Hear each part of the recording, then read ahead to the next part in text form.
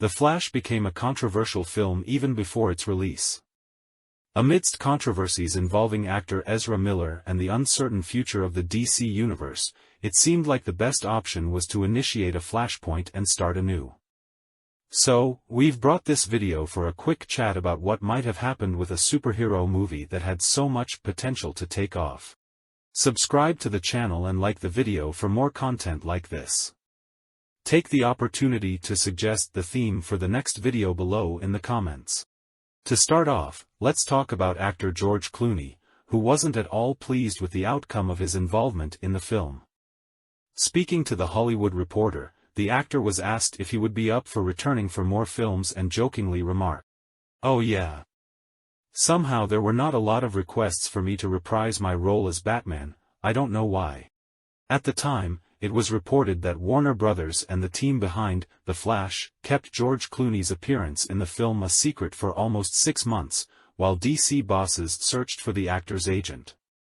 When they finally located him, they showed him an almost finalized cut of the film. The agent contacted the actor, who liked it and agreed to make a special appearance. George Clooney portrayed the hero in the infamous Batman and Robin, 1997, and had a brief cameo at the end of The Flash.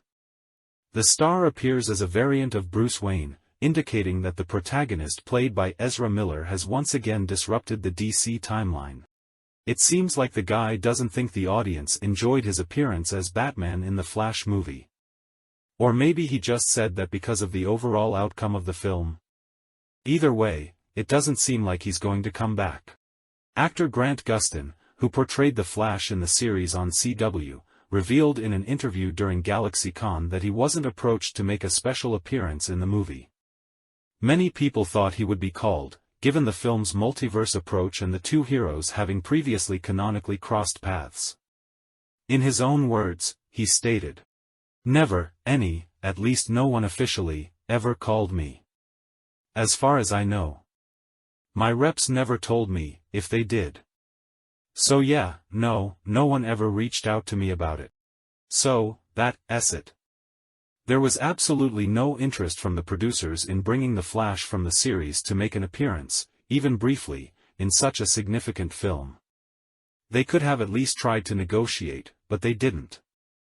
They simply didn't want to call the guy.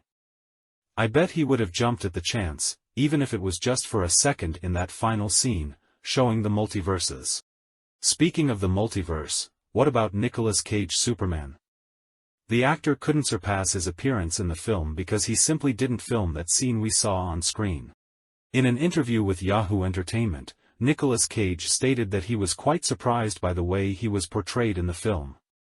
According to him, he did indeed visit the studio to shoot some footage, but at no point did he act out the sequence that his character performs in the movie. "What I was supposed to do was literally just be standing in an alternate dimension, if you will, and witnessing the destruction of the universe. I had no dialogue, so I had to convey with my eyes the emotion. So that's what I did. I was on set for maybe 3 hours. When I went to the picture, it was me fighting a giant spider. I did not do that. That was not what I did. But I don't think it was AI. I just think that they did something with it, and again, it's out of my control. So that's what happened. They literally used CGI and artificial intelligence to do whatever they wanted without the actor knowing anything. Okay, the guy wasn't going to fight a giant spider for real, but couldn't they have properly discussed the idea with him and see what he thought about it?" Another person who wasn't pleased with this appearance was director Tim Burton. That's because he was the one slated to direct the cancelled Superman Lives, which would have featured Nicolas Cage as Superman, back in the 1990s. After directing the 2 films with Michael Keaton's Batman, they intended to bring a Superman film starring Nicolas Cage, but the project was ultimately cancelled. However, Warner Brothers appropriated test footage of the actor in one of the suits experimented with for the film, to include him with the help of artificial intelligence in The Flash. Here's what the director said about it in an interview with the British Film Institute. "When you work that long on a project and it doesn't happen, it affects you for the rest of your life. Because you get passionate about things, and each thing is an unknown journey, and it wasn't there yet. But it's one of those experiences that never leaves you, a little bit. But also it goes into another AI thing, and this is why I think I'm over it with the studio. They can take what you did, Batman or whatever, and culturally misappropriate it, or whatever you want to call it. Even though you're a slave of Disney or Warner Brothers, they can do whatever they want. So in my latter years of life, I'm in quiet revolt against all this. In an interview with The Independent, Tim Burton criticized AI recreations of characters. According to him, his view of this trend is akin to something that sucks something out of you. Another aspect that received a lot of criticism was the CGI in the film, which fell short in terms of special effects. According to the film's director, Andy Muschietti, the peculiar use of CGI in the film was a deliberate choice in the production process. In an interview, the filmmaker and his sister, producer Barbara Muschietti, defended the effects of the movie, which faced criticism from the audience. To grasp the concept behind the construction of the DC film, the scene where the Flash saves babies from a collapsing nursery was used as an example.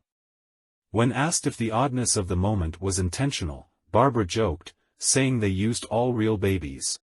Andy Muschietti, immediately after, revealed the motivation behind the development of the scene. According to him, that was the Flash's perspective, and that's why everything was distorted in terms of lighting and textures.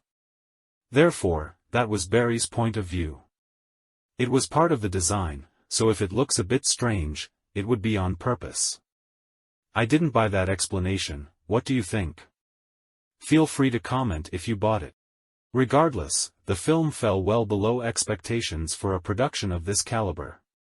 The movie has been screened in 54 countries since June 15, 2023.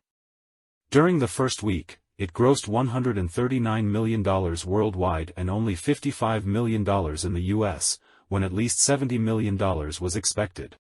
The final tally is even worse than expected, with $271 million worldwide. Considering the film had a budget between $200 and $220 million, factoring in the revenue split with theaters, the movie literally incurred losses.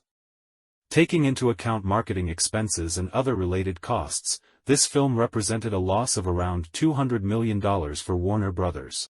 Given that the DC universe is likely to undergo a reboot, was it really necessary to produce this film? Especially since all signs indicated that it wouldn't perform well. It's worth remembering that the Batgirl movie was cancelled for much less. Subscribe to the channel and like the video for more content like this. Take the opportunity to suggest the theme for the next video below in the comments. See you in the next video.